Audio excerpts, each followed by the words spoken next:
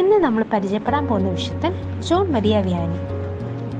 ഫ്രാൻസിലെ ഒരു ചെറിയ ഗ്രാമമായ ആർസിൽ ജീവിച്ചിരുന്നു. ജൂൺ 4-ാം തീയതി അദ്ദേഹത്തിന്റെ പെരുന്നാൾ നമ്മൾ ആചരിക്കുന്നു. അദ്ദേഹം ദിവസങ്ങളോളം കുമ്പസാരങ്ങളിൽ ഇരുന്ന് ആളുകളുടെ പാപങ്ങൾ കേൾക്കുകയും അവരെ ശരിയായ വഴിയിലേക്ക് തിരികെ നയിക്കുകയും ചെയ്തു. ഈ കാര്യം തന്നെയാണ് ജോൺ വിയാനിയെ വിശുദ്ധനാക്കിയത്.